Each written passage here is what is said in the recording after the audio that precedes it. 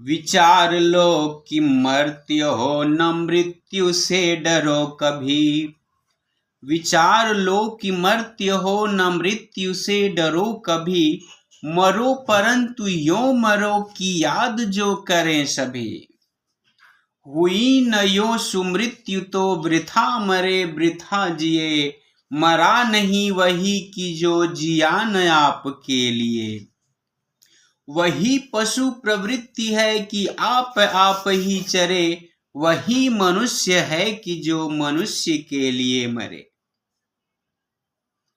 महाकवि मैथिली शरण गुप्त जी की ये रचना मनुष्यता बड़ी ही मार्मिक है, बड़ी ही प्रभावशाली है और वर्तमान समय का हर समय के लिए यह कविता प्रेरणादायक है और हमें इसे सीख लेनी चाहिए। और वास्तव में हम मनुष्य हैं, हमारे अंदर मनुष्यता होनी चाहिए। अगर मनुष्यता नहीं है तो यह बात बिल्कुल सही है कि हम पशु हैं। ध्यान दीजिए, कवि ने कहा है कि विचार लो कि मर्त्य हो न मृत्यु से डरो कभी। यानी विचार लीजिए, मन में सोच लीजिए कि मरना तो है ही। कहने का मतलब है कि हम जो भी जीवधारी हैं, जिन्होंने भी जन्म लिया है, हर एक को एक न एक दिन तो मरना ही है। इसलिए मरने से कभी भी डरना नहीं चाहिए। लेकिन इन्होंने कहा है कि हाँ मरो, परंतु यो मरो कि याद जो करे सभी। कह रहे कि भाई मरो, लेकिन ऐसे मरो कि सभी लोग आपको याद करें। तो वह कैसा कार्य है? जिस प्रकार अगर आपकी मृत्यु होती है तो सब लोग याद करेंगे। देश सेवा, समाज सेवा। अगर आप देश की सेवा के लिए, समाज की सेवा करते हुए, किसी की भलाई करते हुए अगर आपकी जान जाती है तो सभी लोग आपको याद करेंगे। अन्यथा अगर आप स्वार्थ के लिए, अपने लिए केवल चाहे जीते हैं या मरते हैं, तो कोई आपको याद नहीं करेगा। आगे इन्होंने कहा है कि हुई न यो सुमृत्यु तो वृथा मरे वृथा जिए। कह रहे हैं कि अगर इस प्रकार आपकी सुमृत्यु नहीं हुई, ध्यान दीजिएगा, प्रश्न पूछा जाता है सीबीएसई बोर्ड परीक्षा में, ये बड़ा महत्वपूर्ण है कि कवि ने सुमृत्यु किसे कहा है। सुमृत्यु अर्थात समाज सेवा या देश की सेवा, यानी दूसरों की भलाई करते हुए अगर हमारी जान जाती है तो उसी मृत्यु को सुमृत्यु कहा गया है।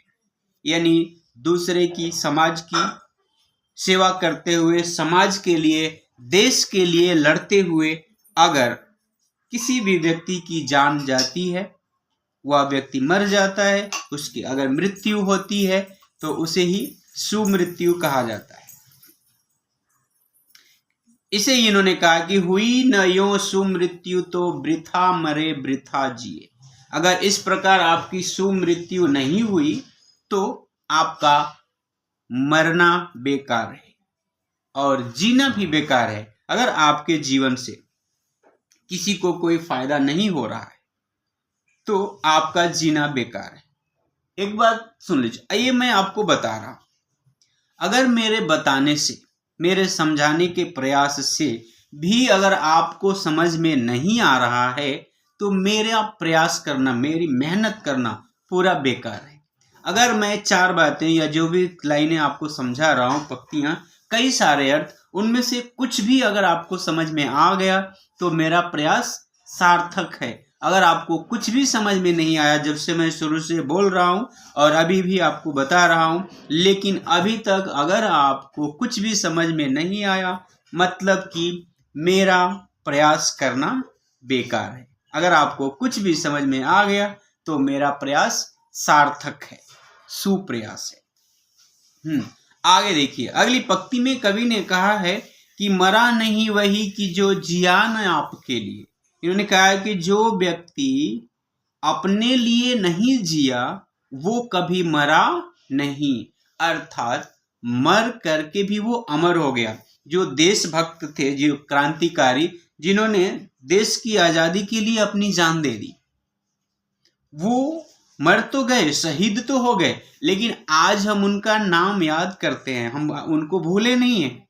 तो इसी बात को यहाँ कवि ने कहा है कि वे मरते नहीं जो अपने लिए नहीं मरते, जो समाज के लिए, देश के लिए कार्य करते हुए मर जाते हैं, वे व्यक्ति अमर हो जाते हैं, मरते नहीं है, यानी उनका नाम लिया जाता है। आगे देखिए, बड़ी गंभीर बात कवि ने कहा है कि वही पशु प्रवृत्ति है कि आप ही चरे।